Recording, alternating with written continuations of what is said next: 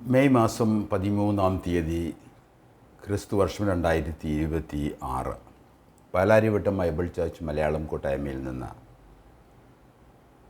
ദൈവവചനവുമായി ഒരിക്കൽ കൂടി ദൈവകൃപയാൽ വിൻസെൻ്റ് തോമസ്. ദൈവം ഓരോ ബുധനാഴ്ചയും നൽകുന്ന ഈ അവസരത്തിനായിട്ട് ഞാൻ ദൈവത്തിന് വ്യക്തിപരമായിട്ട് നന്ദി പറയുന്നു. അതിലേറ്റവും പ്രധാനമായിട്ടുള്ള കാര്യം രക്ഷയുടെ സുവിശേഷം പഠിപ്പിക്കുക, നിത്യമായ കാര്യങ്ങൾ പഠിപ്പിക്കുക, പ്രത്യാശയുടെ വിഷയങ്ങൾ പഠിപ്പിക്കുക, ജീവനുള്ളതും നിലനിൽക്കുന്നതുമായ ദൈവവചനം പഠിപ്പിക്കുക എന്നീ വലിയ ഉത്തരവാദിത്തം ചെയ്യുവാനുമായി തക്കവണ്ണം ദൈവം ഓരോ ബുധനാഴ്ചയും ഒരുക്കുന്ന വലിയ കൃപയ്ക്കായിട്ട് ഞാൻ ദൈവത്തിന് നന്ദി പറയുന്നു. എന്നെ കേൾക്കുന്ന ഏവർക്കും ദൈവസ്നേഹവും ദൈവകൃപയും ദൈവിക കൂട്ടായ്മയും നേർന്നുകൊള്ളുന്നു. ഇന്നത്തെ തിരുവചന വായനയ്ക്കായിട്ട് എടുത്തിരിക്കുന്ന വേദഭാഗം പുതിയ നിയമത്തിൽ പൗലോസ് അപ്പോസ്തലൻ എഴുതിയ റോമാർക്ക് എഴുതിയ ലേഖനം അതിൻ്റെ 3-ാം അധ്യായത്തിൻ്റെ 1 മുതൽ 4 വരെയുള്ള വാക്യങ്ങളാണ്. റോമാലേഖനം 3-ാം അധ്യായം 1 മുതൽ 4 വരെയുള്ള വാക്യങ്ങൾ. എന്നാൽ യഹൂദന് എന്ത് വിശേഷത, അല്ല പരിച്ഛേദനയാൽ എന്ത് പ്രയോജനം? സകല വിധത്തിലും വളരെ ഉണ്ട്. ഒന്നാമത് ദൈവത്തിൻ്റെ അരുളപ്പാടുകൾ അവരുടെ പക്കൽ സമർപ്പിച്ചിരിക്കുന്നത് തന്നെ.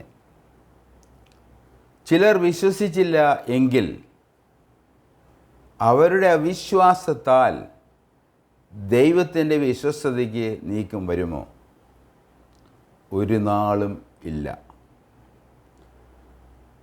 നിൻ്റെ വാക്കുകളിൽ നീ നീതീകരിക്കപ്പെടുവാനും നിൻ്റെ ന്യായവിസ്താരത്തിൽ ജയിപ്പാനും എന്ന് എഴുതിയിരിക്കുന്നത് പോലെ ദൈവം സത്യവാൻ. സകല മനുഷ്യരും ഭോഷ്ക് പറയുന്നവർ എന്നേ വരൂ.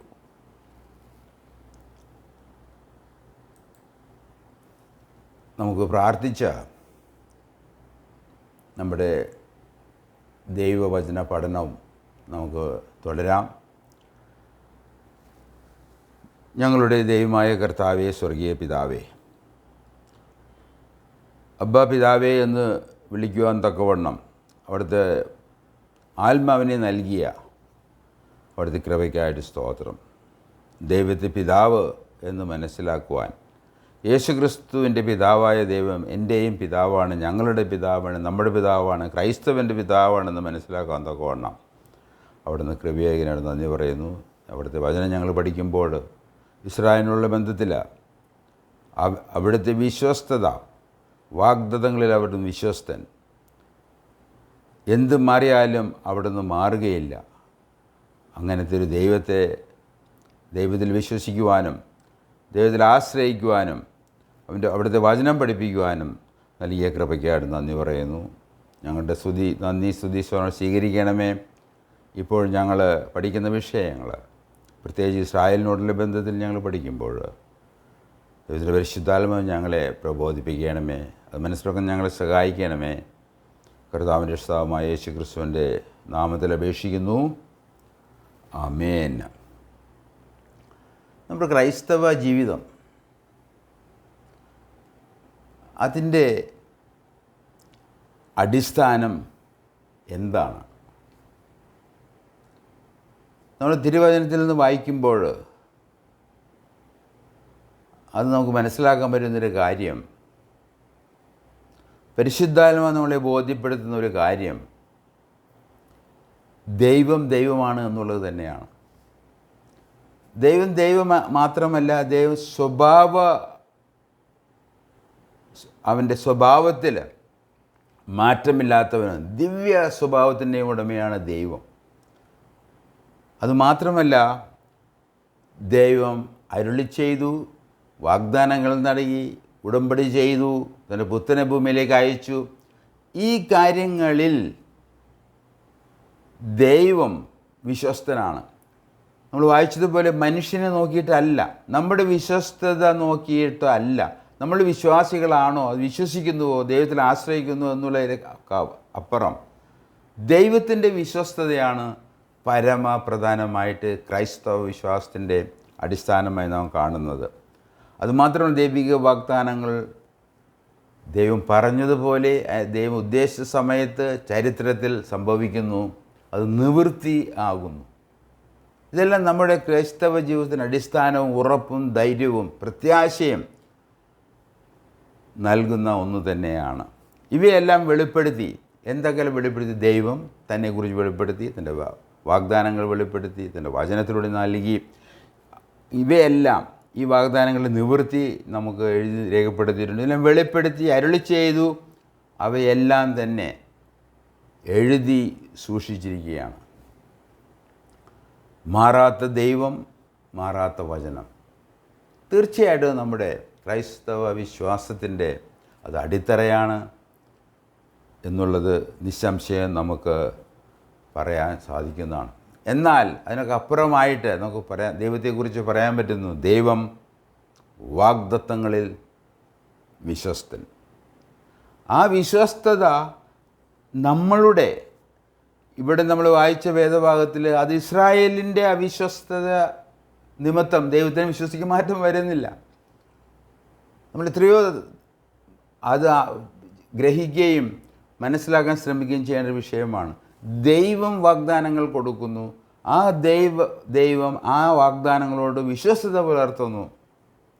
അതിൻ്റെ അടിസ്ഥാനത്തിലാണ് ഇന്നും ഇസ്രായേൽ നിലനിൽക്കുന്നത്, ഒരു രാഷ്ട്രമായി തീർന്നത് എന്നുള്ളതെല്ലാം തന്നെ ദൈവത്തിൻ്റെ വിശ്വസ്തത എന്ന തൻ്റെ വചനത്തോട്, തൻ്റെ വാഗ്ദാനങ്ങളോട്, ഉടമ്പടികളോട്, താൻ പറഞ്ഞ കാര്യങ്ങളോട് ദൈവം എത്രയോ വിശ്വസ്തനാണ് എന്നുള്ളത് തീർച്ചയായിട്ടും ഇസ്രായേലിനെ സംബന്ധിച്ച് ശരിയാണ് എന്നുള്ളത് മാത്രമല്ല, ആ ഇസ്രായേലിലൂടെ വന്ന നമ്മുടെ രക്ഷിതാവായ യേശു ക്രിസ്തുവിൻ്റെ കാൽവരി മരണവും അതിൻ്റെ പുനരുത്ഥാനവും അതുവഴി നമുക്ക് വീണ്ടെടുപ്പും നിത്യജീവനും അതും നമുക്ക് ഉറപ്പും ധൈര്യമുള്ളതാണ്.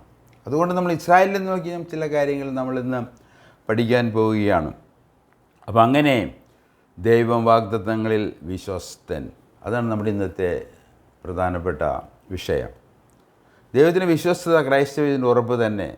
ക്രൈസ്തവ ജീവിതത്തിൻ്റെ ഉറപ്പ് ദൈവമാകുന്നു. ക്രൈസ്തവ ജീവിതത്തിൻ്റെ ഉറപ്പ് ദൈവത്തിൻ്റെ സ്വഭാവമാകുന്നു. ക്രൈസ്തവ ജീവിതത്തിൻ്റെ ഉറപ്പ് ദൈവിക വാഗ്ദാനങ്ങളുടെ നിവൃത്തിയാകുന്നു.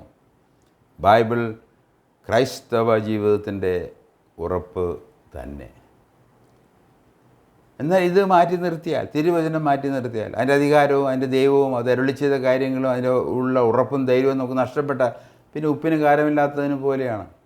ഇന്ന് പല സഭകളും അങ്ങനെയാണ്. അതുകൊണ്ട് നമുക്ക് ദൈവവചനത്തിലേക്ക് വരേണ്ടത് വളരെ ആവശ്യമാണ്. ദൈവത്തിൻ്റെ വാഗ്ദാനങ്ങളിലും അതിൻ്റെ നിവൃത്തിയിലും അതിൽ ദൈവത്തിൻ്റെ വിശ്വസ്തയിലേക്ക് നാം തിരിച്ചു വരേണ്ടത് ആവശ്യമാണ്. രണ്ട് ദൈവിക സ്വഭാവങ്ങൾ വളരെ വ്യക്തമാണ്. നമുക്ക് രണ്ട് വാക്യം ഞാൻ വായിക്കുന്നുണ്ട്. ഒന്ന് നമ്മൾ വായിച്ച റോമാലേഖനം 3-ാം അധ്യായത്തിൽ 1 മുതൽ 4 വരെയുള്ള വാക്യങ്ങൾ തന്നെയാണ്. അതിലൊന്ന്, ദൈവം വിശ്വസ്തനാകുന്നു, വാഗ്ദത്തങ്ങളോട് പറഞ്ഞ കാര്യങ്ങളോട് ചെയ്യും എന്ന് പറഞ്ഞാൽ അത് ചെയ്തിരിക്കും.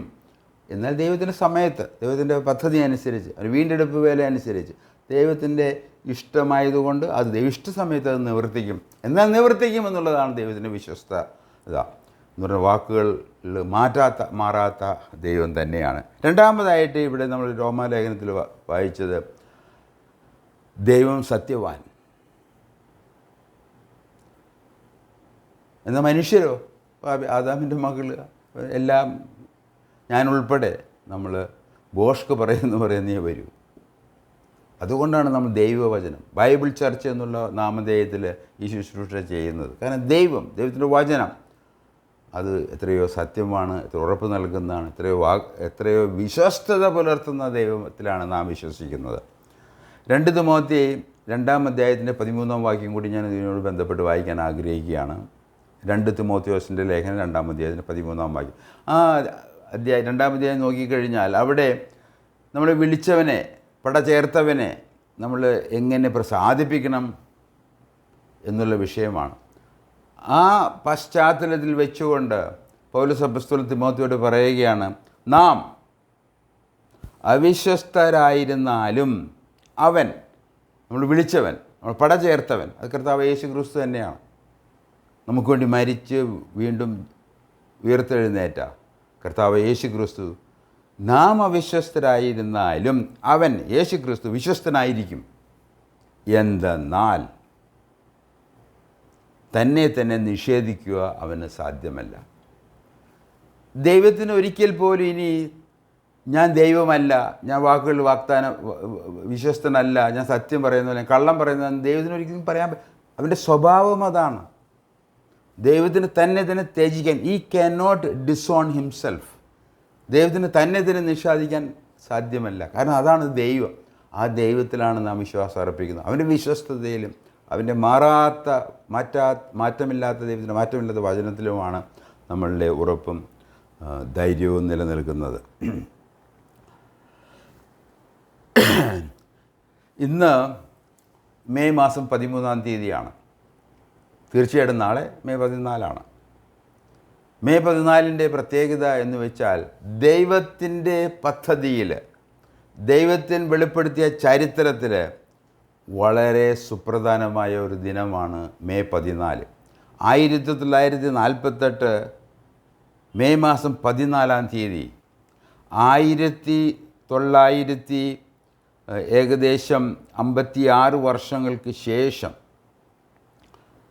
ദൈവം, 1956 വർഷങ്ങൾക്ക് ശേഷം ദൈവം തൻ്റെ വാഗ്ദത്തപ്രകാരം ഇസ്രായേലിനെ വീണ്ടും രാഷ്ട്രമായി, സ്വതന്ത്ര രാഷ്ട്രമായി തീർത്തിരിക്കുകയാണ്. 1940 മെയ് 14. അതാണ് 14. അപ്പോൾ നാളെ നമുക്ക് ക്ലാസ് ഇല്ലല്ലോ.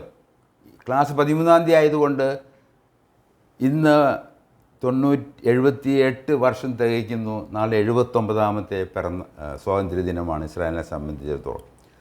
ഇത് തീർച്ചയായിട്ടും നമുക്ക് കാണാവുന്ന, സ്പർശിക്കാവുന്ന ദൈവിക സ്വഭാവത്തിൻ്റെ, ദൈവത്തിൻ്റെ വാഗ്ദാനത്തിൻ്റെ, തൻ്റെ വിശ്വസ്തതയുടെ ഒരു തെളിവാണത്.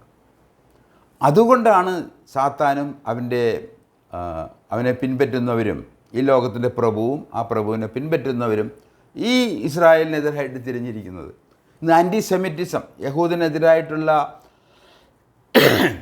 ചിന്തയ്ക്കും പ്രവർത്തനങ്ങൾക്കും അവരെ കൊല്ലാൻ ശ്രമിക്കുന്നു, നിർമ്മാർജ്ജനം ചെയ്യാൻ ശ്രമിക്കുന്നതിൻ്റെ പ്രധാനപ്പെട്ട കാരണം ഇതാണ്. കാരണം ദൈവം തിരഞ്ഞെടുത്ത ജാതി അത് ഇസ്രായേലാണ്, ഇസ്രായേലിൻ്റെ ജനമാണ്, അബ്രഹാമിൻ്റെ മക്കളാണ്, ഇസ്ഹാഖയുടെ മക്കളാണ്. അവരെ ലോകം വെറുക്കുകയാണ്. ഈ ലോകത്തിൻ്റെ പ്രഭു അവനെ വെറുക്കുകയാണ്. കർത്താവിനെ പറഞ്ഞു, നിങ്ങളെ എന്തുകൊണ്ട് ലോകം വെറുക്കുന്നു? കാരണം അവർ എന്നെ ആദ്യം വെറുത്തിരിക്കുകയാണ്. യേശു പറഞ്ഞ കാര്യങ്ങളാണത്. അതുകൊണ്ട് ഇത് വളരെ ശക്തമായ ഒരു ഉപദേശവും നമ്മൾ അറിഞ്ഞിരിക്കുകയും പഠിക്കുകയും ചെയ്യേണ്ട വിഷയവും നമുക്ക് കാണാവുന്ന ഒന്ന് തന്നെയാണ്. സഭയെ സംബന്ധിച്ച് ഇങ്ങനെ പറയാൻ സാധിക്കുകയില്ല.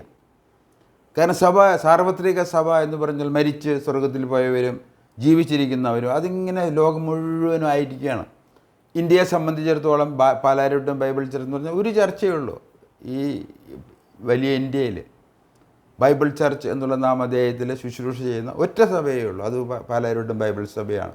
അതുകൊണ്ട് നമുക്ക് ഇതിനെ നോക്കി നമുക്ക് ഇതാണ് ശരി, ഇത് ദൈവത്തിൻ്റെ വാഗ്ദാനമാണെന്ന് പറയാൻ സാധിക്കാത്ത വിധം ഇന്ന് ക്രിസ്ത്യാനികളില്ലാതെ തീർന്നിരിക്കുകയാണ്. എന്നാൽ യഹൂദിനെ സംബന്ധിച്ചിടത്തോളം അവൻ്റെ വിശ്വസ്തതയല്ല, ക്രൈസ്തവനെന്നുള്ള എൻ്റെ വിശ്വസ്തതയല്ല, ദൈവത്തിൻ്റെ വിശ്വസ്തത.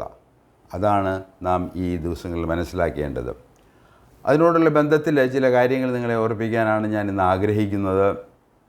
മെയ് 14 ദൈവത്തിൻ്റെ വിശ്വസ്തയുടെ 79ാം പിറന്നാൾ. ഇസ്രായേലിൻ്റെ സ്വാതന്ത്ര്യം മെയ് 14 1948. ദൈവം അബ്രഹാമിനെ വിളിക്കുന്നതോടെ ദൈവിക അരുളപ്പാടുകൾ മുഖാന്തരം ദൈവിക സ്വഭാവങ്ങൾ, ദൈവിക വീണ്ടെടുപ്പ് പദ്ധതി നിർണ്ണയിക്കപ്പെടുകയാണ്. അത് നമുക്ക് വെളിപ്പെടുത്തി തന്നിരിക്കുകയാണ്, അരുളി ചെയ്തിരിക്കുകയാണ്. ദൈവം ആരാണ്, ദൈവത്തിൻ്റെ പദ്ധതി എന്താണ്, ദൈവം എന്തുകൊണ്ട് ഇസ്രായേലിനെ തിരഞ്ഞെടുത്തു, അത് അതിൻ്റെ ആരംഭം അത് എബ്രാഹിമിനെ വിളിക്കുന്നതോടുകൂടിയാണ്. എന്നാൽ എബ്രാഹിമിനെ വിളിക്കുന്നതിൻ്റെ പശ്ചാത്തലം അതും വലിയൊരു വിഷയം തന്നെയാണ്. എങ്കിലും ഞാൻ അതിലേക്ക് കടക്കുന്നില്ല. നമുക്കറിയാം, ആദാമിൻ്റെ പാപം ഏതാണ്ട് പുറത്താക്കപ്പെടുന്നു. അതിനുശേഷം വലിയ ജലപ്രളയമുണ്ടായി, 8 പേര് ഒഴികെ ബാക്കി എല്ലാവരും നശിക്കപ്പെട്ടു. അതിനുശേഷം ദൈവം ഒരു പുതിയ തലമുറയെ വാർത്തെടുക്കുകയാണ്. അതാണ് ബാബേലിൽ വെച്ച് ദൈവത്തോട് മത്സരിക്കുന്ന ഒരു ജനമായി തീർന്നു. അതാണ് പശ്ചാത്തലം. ആ പശ്ചാത്തലത്തിലാണ് ദൈവത്തെ നിഷേധിക്കുന്ന 70 രാഷ്ട്രങ്ങളായി ദൈവം ഉപയോഗിച്ചതിന് ശേഷം അത് ഒരു രാഷ്ട്രത്തിൽ നിന്ന് ഒരു വ്യക്തിയെ വിളിച്ച് അവൻ്റെ ഭാര്യയും വിളിച്ച് ഒരു കുടുംബമാക്കി അതിൽ നിന്ന് വാഗ്ദാനങ്ങളും ഉടമ്പടികളും ചെയ്ത് ഒരു രാഷ്ട്രമുണ്ടാക്കി അതിലൂടെ ദൈവം തന്നെ വെളിപ്പെടുത്തുകയാണ്. ആ വെളിപ്പാടുകൾക്ക് ദൈവം വിശ്വസ്തനാണ് എന്നുള്ളതാണ് ഈ ഇസ്രായേലിൻ്റെ സ്വാതന്ത്ര്യ ദിനത്തോടുള്ള ബന്ധത്തിൽ നാം പഠിക്കേണ്ടത്. ഉൽപ്പത്തി പുസ്തകം 12-ാം അധ്യായത്തിലാണ് അതിൻ്റെ 1 മുതൽ 3 വരെയുള്ള വാക്യങ്ങളിലാണ് ദൈവത്തിൻ്റെ വാഗ്ദാനം തുടങ്ങുന്നത്. വിളിച്ചു പറഞ്ഞു, നീ പോകുക, ഞാൻ നിന്നെ അനുഗ്രഹിക്കും, നീ നിന്നെ രാഷ്ട്രമാക്കും, നിന്നെ വലിയൊരു ജനതയാക്കും, നിന്നിൽ സകലവരും അനുഗ്രഹിക്കപ്പെടും, നിനക്കൊരു ഒരു ദേശം നിങ്ങൾക്ക് നൽകുമെന്നുള്ള വാഗ്ദാനം ദൈവം നൽകുകയാണ്. ഈ വാഗ്ദാനങ്ങളോട് ഇത് സർവശക്തനായ സൃഷ്ടാവായ ദൈവം പറഞ്ഞതുകൊണ്ട് അത് തീർച്ചയായിട്ടും അതേപടി നടക്കും. അത് നടന്നുകൊണ്ടിരിക്കുകയാണ് എന്നുള്ളത് നമ്മളെ സംബന്ധിച്ചിടത്തോളം അത് മനസ്സിലാക്കുമ്പോൾ, അത് വിശ്വസിക്കാൻ നമുക്ക് കഴിയുമ്പോൾ അത് ദൈവത്തെ മഹത്വപ്പെടുത്തുന്നതിന് അത് മുഖാന്തരമായി തീരും. അതുപോലെ തന്നെ ഉൽപ്പത്തി പുസ്തകം 15-ാം അധ്യായത്തിൻ്റെ 18 മുതൽ 21 വരെയുള്ള വാക്യങ്ങൾ നമ്മൾ വായിക്കുമ്പോൾ നമുക്ക് ഉൽപ്പത്തി പുസ്തകം അതിൻ്റെ 12-ാം അധ്യായത്തിൻ്റെ ചില വാക്യങ്ങൾ 1 മുതൽ 3 വരെയുള്ള വാക്യങ്ങൾ നമുക്ക് വായിക്കാം. യഹോവ അബ്രാമിന് അരുളി ചെയ്തെന്നാൽ, നീ നിൻ്റെ ദേശത്തെയും ചർച്ചക്കാരെയും പ്രതിഭവനത്തെയും വിട്ട് പുറപ്പെട്ട് ഞാൻ നിന്നെ കാണിപ്പാനിരിക്കുന്ന ദേശത്തേക്ക് പോകുക. അപ്പോൾ ഒരു ദേശമാണ് ദൈവം ഒന്നാമതായിട്ട് അവന് കൊടുക്കുന്നത്. ദേശം ഒന്ന്. രണ്ടാമതായിട്ട് ഞാൻ നിന്നെ വലിയൊരു ജാതിയാക്കും. അവൻ്റെ ദൈവം ഒരു രാഷ്ട്രം, ഒരു ദേശം മാത്രമല്ല ഒരു ജനത, വലിയ ജാതിയാക്കും, ഒരു നേഷനാക്കും എന്നുള്ളൊരു സൂചന നമുക്കിവിടെ കാണാൻ പറ്റും. നിന്നെ അനുഗ്രഹിച്ച് നിൻ്റെ പേർ വലുതാക്കും, നീ ഒരു അനുഗ്രഹമായിരിക്കും. നിന്നെ അനുഗ്രഹിക്കുന്നവരെ ഞാൻ അനുഗ്രഹിക്കും, നിന്നെ ശപിക്കുന്നവരെ ഞാൻ ശാപിക്കും, നിന്നിൽ ഭൂമിയിലെ സകല വംശങ്ങളും അനുഗ്രഹിക്കപ്പെടും. ഇതെല്ലാം നമ്മൾ വായിച്ച് മനസ്സിലാക്കേണ്ട വിഷയമാണ്.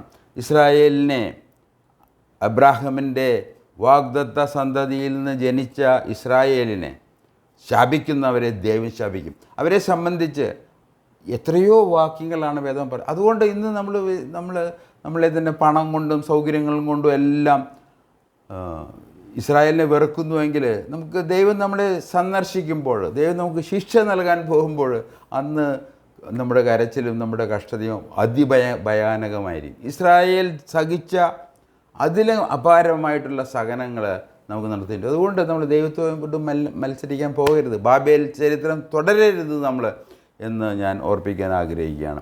അപ്പോൾ അങ്ങനെ ഉൽപ്പത്തി പുസ്തകം 12-ാം അധ്യായത്തിലാണ് ദൈവത്തിൻ്റെ വാഗ്ദാനങ്ങൾ. അതുപോലെ 15-ാം അധ്യായം അതിൻ്റെ അവസാനമായ 18 മുതലുള്ള വാക്യങ്ങൾ നമ്മൾ വായിക്കുന്നത് ഒരു ഉടമ്പടി ചെയ്യുകയാണ്. അത് സത്യവേദ പുസ്തകത്തിൽ നിയമം എന്നാണ് പരിഭാഷപ്പെടുത്തിയിരിക്കുന്നത്. POC ബൈബിളിൽ അത് ഉടമ്പടി എന്നുള്ള വാക്കാണ് കറക്റ്റായിട്ടുള്ളത് എന്ന് ഞാൻ ഓർപ്പിക്കാൻ ആഗ്രഹിക്കുകയാണ്. അതിൻ്റെ 18 മുതലുള്ള വാക്യങ്ങൾ 15-ാം അധ്യായം ഉൽപ്പത്തി 15-12 വായിക്കുമ്പോൾ, അന്ന് യഹോവ അബ്രാഹിമിനോട് ഒരു നിയമം ചെയ്തു, ഒരു ഉടമ്പടി ചെയ്തു. എത്രയോ വലിയ കാര്യമാണ് ഒരു മനുഷ്യനോട് സൃഷ്ടാവായ ദൈവം, സർവത്തെയും പരിപാലിക്കുന്ന സർവശക്തനായ ദൈവം ഒരു ഉടമ്പടി ചെയ്യുകയാണ്. ഈ ഉടമ്പടിയോട് ദൈവം വിശ്വസ്തനാണ്. അബ്രാഹിമിനെ വിളിച്ചു, അവനോട് ഒരു വ്യക്തി, അവൻ്റെ ഗുണം കൊണ്ടല്ല, അവനെ ദൈവം വിളിക്കുകയാണ്, ദൈവത്തിൻ്റെ ഒരു ഉദ്ദേശത്തിന് വേണ്ടി അവനെ വിളിക്കുകയാണ്. ആ കാര്യങ്ങളോട്, വാഗ്ദാനങ്ങളോട്, ഉടമ്പടികളോട്, അരുളപ്പാടുകളോട് ദൈവം വിശ്വസ്തൻ. അത് നമ്മുടെ ക്രൈസ്തവ വിശ്വാസത്തിനും അത് ശരിക്കും നമ്മുടെ ഉറപ്പ് അത് തന്നെയാണ്. 18-ാം വാക്യം വായിക്കുമ്പോൾ, അന്ന് യഹോവ അബ്രാമിനോട് നിയമം ചെയ്തു, നിൻ്റെ സന്തതിക്കും ഞാൻ മിസ്രയീം നദി തുടങ്ങി ഫ്രാത്ത് നദിയായ മഹാനദി വരെയുള്ള ഈ ദേശത്തെ, അത് കുറേ രാജ്യങ്ങളുടെ പേരൂടെ പറഞ്ഞിട്ടുണ്ട്. അന്നത്തെ ഫ്രാത്ത് നദി, കെനേസ്യർ പേര് പറഞ്ഞിട്ട് അവസരം പറയും, എന്നിവരുടെ ദേശത്തെ തന്നെ തന്നിരിക്കുന്നു എന്ന് അരുളി ചെയ്തു. ഇസ്രായേലിന് വാഗ്ദാനം ചെയ്ത ഭൂമി, അവിടെ ഒരുപാട് പേര് അന്നത്തെ ജാതികൾ താമസിച്ചിരുന്നു, വാസ്തവമായ കാര്യമാണ്. എന്നാൽ സർവാധിപതിയായ ദൈവം ഈ ലോകവും അതിലുള്ളത് ഒക്കെയും ദൈവത്തിൻ്റെ വകയാണ്. അതുകൊണ്ട് ദൈവം തീരുമാനിക്കുകയാണ് ഈ ഭാഗം അവരെ മാറ്റി അത് ദേശം അബ്രാമിന് കൊടുക്കാൻ പോവുകയാണ്. ഇത് ദൈവത്തിൻ്റെ ഇഷ്ടമാണത്. അതിനോടുള്ളൊരു മത്സരമാണ് നമ്മളിന്ന് കാണുന്നത്, ദൈവത്തോടുള്ള മത്സരം. അതിനുവേണ്ടി എന്ത് ചെയ്തു? ഒരു പുതിയ ദൈവങ്ങളെ ഉണ്ടാക്കി. ആ സ്വഭാവങ്ങളൊന്നും ഈ സാക്ഷാൽ ദൈവത്തിൻ്റെ സ്വഭാവം ഇല്ലാത്ത ചില ദൈവങ്ങൾ, അവരിഷ്ടമുള്ള ദൈവങ്ങളെ ഉണ്ടാക്കി അവരിഷ്ടം പോലെ ചെയ്യുകയാണ്. തീർച്ചയായിട്ടും നമ്മൾ വേദപുസ്തകം പഠിക്കുമ്പോൾ ദൈവത്തിൻ്റെ അരുളപ്പാടുകൾ നമ്മൾ നോക്കുമ്പോൾ അതേ കാര്യങ്ങൾ എടുത്ത് സാധാരണ എന്ത് ചെയ്യുന്നു? വേറെ മതങ്ങളുണ്ടാക്കിയിരിക്കുകയാണ്.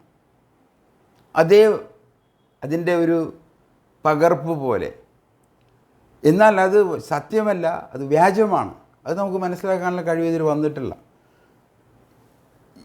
അബ്രാഹിമിൻ്റെയും യസ്ഹാക്കിൻ്റെയും യാക്കോബിൻ്റെയും ദൈവമാണ് സാക്ഷാൽ ദൈവം, അല്ലാതെ വേറെ ദൈവമില്ല എന്ന് മനസ്സിലാക്കണമെങ്കിൽ തീർച്ചയായിട്ടും അത് ദൈവം തന്നെ നമ്മളിൽ അത് ബോധ്യം നൽകേണ്ട. എന്നാൽ അതിലേക്ക് ഇന്ന് ജനലക്ഷങ്ങൾ വന്നുകൊണ്ടിരിക്കുകയാണ്. കാരണം ഒരു കാര്യങ്ങൾ മനസ്സിലായി, ഈ അന്ത്യകാലത്തും ക്രൈസ്തവ വിശ്വാസത്തിലേക്ക് വരുന്നവരുടെ സംഖ്യ കൂടി വരികയാണ് എന്ന് നാം ഓർക്കേണ്ടത് ആവശ്യമാണ്. അപ്പോൾ അങ്ങനെ നമ്മൾ എബ്രാഹിമിനെ വിളിച്ചു, ദൈവം അവൻ്റെ ഉടമ്പടി ചെയ്തു.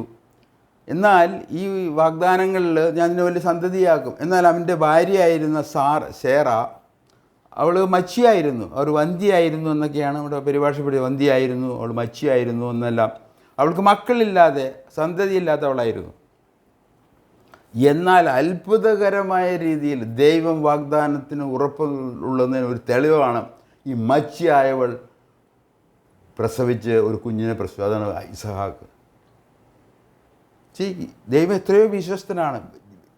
മരിച്ചിടത്ത് ജീവനെ കൊണ്ടുവരുന്ന ഒരു ഗർഭപാത്രം അടഞ്ഞിരിക്കുന്ന ആ സ്ത്രീയുടെ ഗർഭപാത്രത്തിൽ ജീവൻ കൊണ്ടുവരിക എന്ന് പറഞ്ഞാൽ ദൈവത്തിന് മാത്രം ചെയ്യാവുന്ന ഒരു വലിയ കാര്യമാണ്. അതുപോലെ തന്നെ ഉൽപ്പത്തി പുസ്തകം 17-21 വാക്യത്തിൽ ഉടമ്പടി, അത് ഇസ്രായേൽ നിനക്ക് സാരയ്ക്ക് അടുത്ത വർഷം ഉണ്ടാകാൻ പോകുന്ന, ഈ സമയത്ത് ഉണ്ടാകാൻ പോകുന്ന ഇസഹാക്കിലായിരിക്കും എന്ന്, അത് അത്ഭുതകരമായ വാഗ്ദത്ത പ്രകാരം ജനിച്ച ഇസഹാക്ക് വഴിയായിരിക്കുമെന്നും 17-ാം അധ്യായത്തിൻ്റെ 21 വാക്യത്തിൽ പറയുന്നുണ്ട്. ഇതെല്ലാം പലർക്കും ഒട്ടും സൂഹിക്കുന്ന വിഷയങ്ങളല്ല. എന്നാലിത് പറയാതിരിക്കാൻ വയ്യ. കാരണം സത്യമായതുകൊണ്ടും ദൈവത്തിൻ്റെ മാറ്റമില്ലാത്ത വചനമായതുകൊണ്ടും നാം പറഞ്ഞേ പറ്റൂ. അതിൻ്റെ 21-ാം വാക്യത്തിൽ, എൻ്റെ നിയമം ഉടമ്പടി ഞാൻ ഉറപ്പിക്കുന്നതോ ഇനിയത്തെ ആണ്ട് ഈ സമയത്ത് സാറ നിനക്ക് പ്രസവിപ്പാനുള്ള ഇസഹാക്കിനോട് ആകുന്നു. ഇത് ദൈവം തീരുമാനിച്ച കാര്യങ്ങളാണ്. ഇത് നെതന്യാഹു തീരുമാനിച്ചതോ വിൻസെൻ്റ് തോമസ് തീരുമാനിച്ചതോ പോപ്പ് തീരുമാനിച്ചതോ ഒന്നും അല്ല. ഇത് സർവശക്തനായ സൃഷ്ടാവായ ദൈവം തൻ്റെ പദ്ധതിയിൽ ഉൾപ്പെടുത്തിയ കാര്യമാണത്. ഇതിനോട് മറുതലിക്കാൻ, അതിനോട് കൈപൊക്കാനായിട്ട് നമുക്ക് അനുവാദം നൽകിയിട്ടുണ്ട്. അതാണ് ഫ്രീ വിൽ എന്ന് പറയുന്നത്. ദൈവത്തെ തിരഞ്ഞെടുക്കാനും ദൈവത്തിൻ്റെ പദ്ധതി തിരഞ്ഞെടുക്കാനും നമുക്ക് സ്വാതന്ത്ര്യമുണ്ട്. അതുപോലെ മറുക്കാനും. എന്നാൽ അതിന് ശിക്ഷയുണ്ടെന്നുള്ളത് നമ്മൾ ഓർത്തിരിക്കേണ്ടതാകും. അനുഗ്രഹമുണ്ട്, ശിക്ഷയുണ്ട്. നമുക്ക് തിരഞ്ഞെടുക്കാം. എന്നാൽ ഇന്ന് ലോകത്തിലെ ഭൂരിഭാഗം ജനങ്ങളും ഇത് തെറ്റായ മാർഗങ്ങളാണ് അവർ തിരഞ്ഞെടുക്കുന്നത്. അത് ദുഃഖകരമായ കാര്യം തന്നെയാണ്. അപ്പം അങ്ങനെ ദൈവം അബ്രഹാം വാഗ്ദത്തം ചെയ്തു. അവൻ്റെ ഉടമ്പടി നടപ്പാക്കാൻ പോകുന്നത് ഇസഹാക്ക് വഴിയാണ്, സാറയിൽ ജനിച്ച. അതിനുശേഷം ഈ ഇസഹാക്കിൽ ജനിക്കുന്നവരെ അബ്രാഹാം, ഇസ്ഹാക്കിൻ്റെ മക്കൾ, അതിനകത്ത് യാക്കോബിൻ്റെ 12 ഗോത്രം, അവരെ ഒരു രാഷ്ട്രമാക്കുമെന്ന് യാക്കോബിന് ഒരു വെളിപ്പാടുണ്ടായി. അതാണ് നമ്മൾ ഉൽപ്പത്തി പുസ്തകം 46-ാം അധ്യായം. ഉൽപ്പത്തി പുസ്തകം 46-ാം അധ്യായത്തിൽ ദൈവം യാക്കോബിന് വെളിപ്പെടുകയാണ്. അതിൻ്റെ 1 മുതൽ 4 വരെയുള്ള വാക്യങ്ങൾ. 46-ാം അധ്യായം. അനന്തരം ഇസ്രായേൽ തനിക്കുള്ള സകലവുമായി യാത്ര പുറപ്പെടും. ഇസ്രായേൽ എന്ന് പറഞ്ഞാൽ യാക്കോബിൻ്റെ ദൈവമിട്ട പേരാണ് ഇസ്രായേൽ. കാരണം ഈ യാക്കോബിന് ജനിക്കുന്ന 12 ഗോത്രങ്ങളാണ് ഗോത്രപിതാക്കന്മാർ. അവരുടെ മക്കളും കൊച്ചുമക്കളുമാണ് ഇസ്രായേൽ ജനം. അത് എവിടെയാണ് അതിൻ്റെ രാഷ്ട്രമാക്കാൻ പോകുന്നത്? ഈജിപ്തിൽ വെച്ചാണ്. അതാണ് ഇവിടെ നമ്മൾ വായിക്കുന്നത്. 46-ാം അധ്യായം 1-ാം വാക്യത്തിൽ, അനന്തരം ഇസ്രായേൽ തനിക്കുള്ള സകലവുമായി യാത്ര പുറപ്പെട്ടു ബേർഷേബയിലെത്തി തൻ്റെ പിതാവായ ഇസ്ഹാക്കിൻ്റെ ദൈവത്തിന് യാഗം കഴിച്ചു. ദൈവം ഇസ്രായേലിനോട് രാത്രി ദർശനത്തിൽ യാക്കോബിൻ്റെ പേരാണ് ഇസ്രായേൽ എന്ന് വിളിച്ചതിന് ഞാൻ ഇതാ എന്ന് അവൻ പറഞ്ഞു. അപ്പോൾ ഞാൻ ദൈവമാകുന്നു. ഇത് നമ്മൾ ശ്രദ്ധിക്കേണ്ട വിഷയമാണ്. ഞാൻ ദൈവമാകുന്നു, നിൻ്റെ പിതാവിൻ്റെ ദൈവം തന്നെ. മിസ്രൈമിലേക്ക് പോകുവാൻ ഭയപ്പെടേണ്ട, അവിടെ ഞാൻ നിന്നെ വലിയ ജാതിയാക്കും എന്ന് അരുളി ചെയ്തു. ഈ ഉറപ്പിൻ്റെ അടിസ്ഥാനത്തിലാണ് യാക്കോബ് ഈജിപ്തിലേക്ക് പോകുന്നത്, മിസ്രൈമിലേക്ക് പോകുന്നത്. അവിടെയുള്ള ജനത്തെക്കാൾ വലിയൊരു ജനമാക്കി ഇതേവരെ തീർക്കുകയാണ്. ഇതൊക്കെ ഇത് വിശ്വസിക്കാൻ എളുപ്പമാണ് വാസ്തവത്തിൽ. എന്നാൽ ദുഷ്ടൻ ഇന്ന് നമ്മളെ തെറ്റിൽ നടത്തി നമുക്ക് തെറ്റ് വിശ്വസിക്കുന്ന എളുപ്പം എന്നുള്ള രീതിയായി മാറിയിരിക്കുകയാണ്. അങ്ങനെ ഈജിപ്തിൽ മിസ്രൈമിൽ ഇസ്രായേലിനെ ദൈവം ഒരു രാഷ്ട്രമാക്കി. അതിനുശേഷം അവിടെ അടിമത്തം, 400 വർഷത്തെ അടിമത്തം, പത്തിവ്യാധികൾ. അതിനുശേഷം ദൈവം അവരെ കുഞ്ഞാടിൻ്റെ രക്തത്താൽ അവരെ വീണ്ടെടുക്കുന്നു. ഇതിൻ്റെയൊക്കെ ഉദ്ദേശം എന്താണെന്നുള്ളതാണ് ഏറ്റവും പ്രധാനപ്പെട്ട കാര്യം. ഈ ഇസ്രായേലിൻ്റെ സ്വാതന്ത്ര്യദിനം അവർ ആഘോഷിക്കുമ്പോൾ, നാം അതിൻ്റെ കുറിച്ച് പഠിക്കുമ്പോൾ നമ്മൾ ഈ എന്തിനു വേണ്ടി ദൈവം, വൈ ഇസ്രായേൽ എന്നുള്ളൊരു ചോദ്യം ഉണ്ട്. തീർച്ചയായിട്ടും പുറപ്പാട് പുസ്തകം നമ്മൾ വായിക്കുമ്പോൾ അതിൻ്റെ ഉദ്ദേശം നമ്മൾ മനസ്സിലാക്കുന്നത്, ഈ അടിമത്തവും അവിടെ 10 വ്യാധികൾ കാണിച്ച് അവരെ വീണ്ടെടുത്ത് ചെങ്കടൽ കടന്ന് അവരെ സ്വതന്ത്രരാക്കി, ചെങ്കടൽ കടന്ന് മോശയുടെ ന്യായപ്രമാണം നൽകി. ഇതിൻ്റെയൊക്കെ ഉദ്ദേശം എന്താണ് എന്ന് ചോദിച്ചാൽ, ഇതുവഴി, ഈ അത്ഭുതകരമായ പ്രവർത്തനങ്ങൾ വഴി ഇസ്രായേൽ മുഖാന്തരം ഈജിപ്തിലുള്ളവരും ഇസ്രായേലിലും ലോകം മുഴുവനും ദൈവത്തെ അറിയണം എന്നുള്ളത് തന്നെയായിരുന്നു. അതാണ് വലിയൊരു ദൈവത്തിൻ്റെ ഉദ്ദേശം. വൈ ഇസ്രായേൽ എന്നുള്ള ഒരു ഉദ്ദേശം,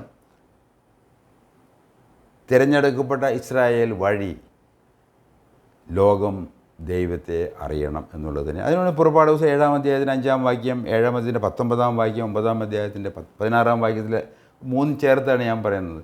ഇസ്രായേലിലും മിസ്രൈമിലും ലോകം മുഴുവനും സാക്ഷാൽ ദൈവത്തെ അറിയണം. അതിനുവേണ്ടി തന്നെയാണ് ദൈവം അബ്രാഹാമിനെ വിളിച്ച് വാഗ്ദാനങ്ങൾ നൽകി, ഉടമ്പടി ചെയ്ത് അവരെ രാഷ്ട്രമാക്കി. എന്നാൽ അവരനുസരണക്കേടിലേക്ക് പോയി എന്നുള്ളത് നമുക്കറിയാവുന്ന വിഷയമാണ്. അപ്പോൾ അതുകൊണ്ട് എന്തുകൊണ്ട് ദൈവം ഇസ്രായേലിനെ തിരഞ്ഞെടുത്തെന്ന് ചോദിച്ചതിനൊരു ഉത്തരം 7-ാം അധ്യായത്തിൻ്റെ ആവർത്തന പുസ്തകമാണ്. 7-ാം അധ്യായത്തിൻ്റെ 6-ഉം 7-ഉം വാക്യങ്ങൾ വായിക്കാൻ ഞാൻ ആഗ്രഹിക്കുകയാണ്. ആവർത്തന പുസ്തകം അതിൻ്റെ 7-ാം അധ്യായം 6 മുതൽ 7 വരെയുള്ള വാക്യങ്ങൾ. നിന്റെ ദൈവമായ യഹോവയ്ക്ക് നീ ഒരു വിശുദ്ധ ജനം. ഇസ്രായേൽ ഒരു വിശുദ്ധ ജനം, അതാണ് ഒരു ഉദ്ദേശം.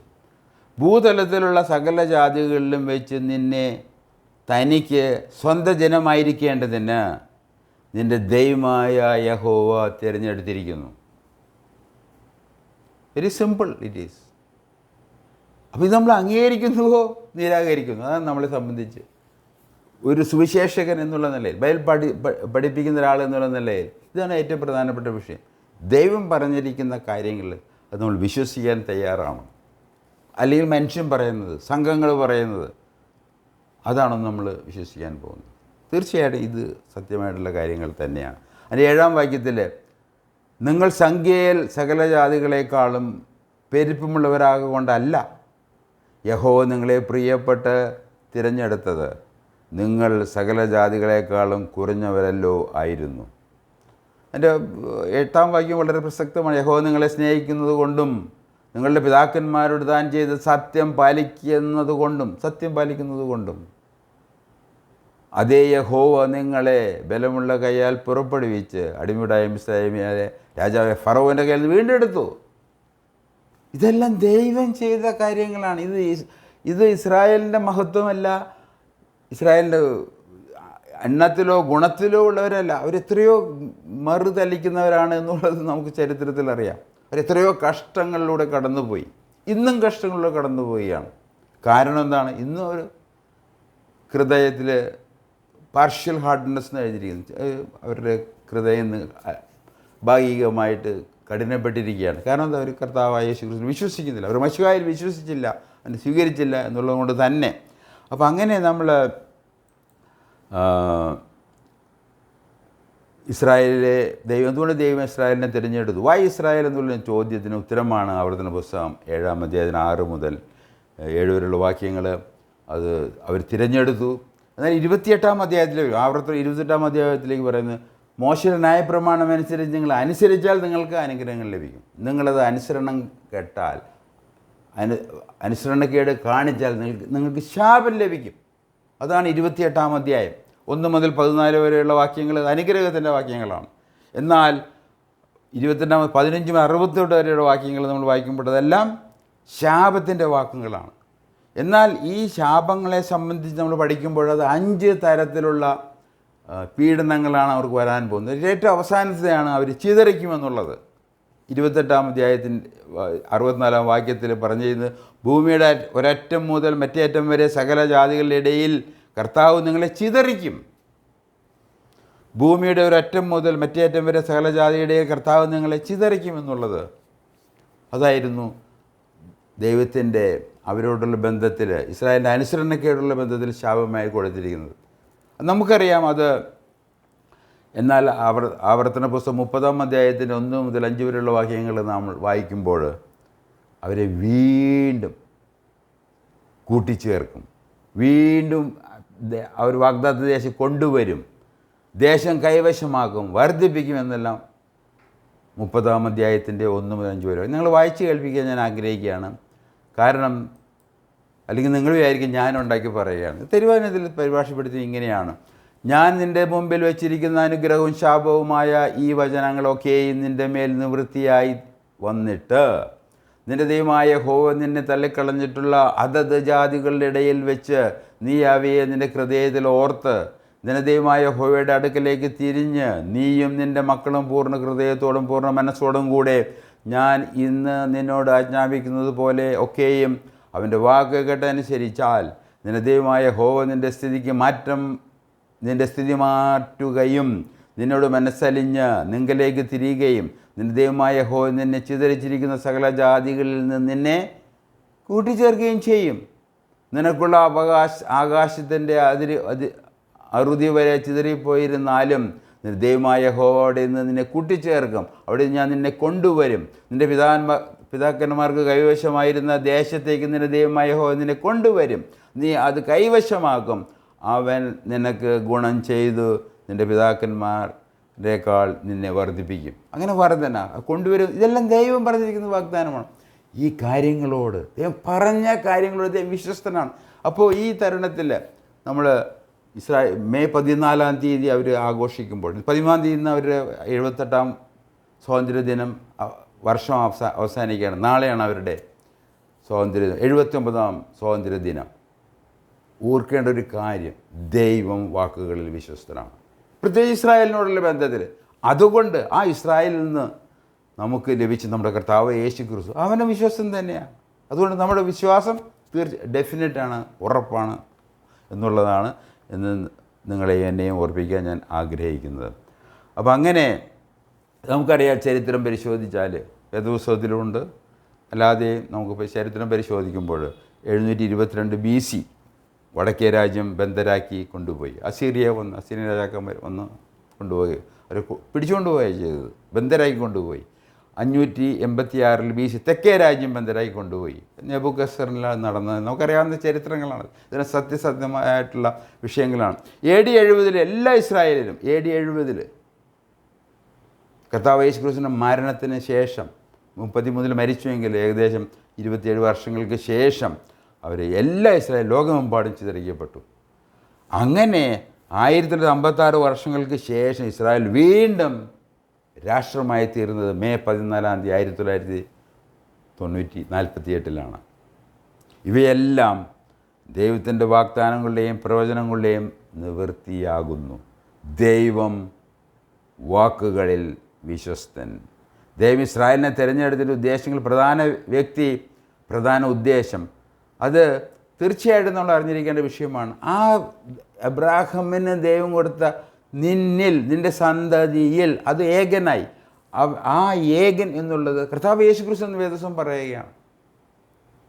നമുക്കറിയാം, നമ്മൾ ലൂക്കോസിൻ്റെ സുവിശേഷവും മത്തായിയുടെ സുവിശേഷമൊക്കെ വായിക്കുമ്പോൾ യേശു ആരാണ്?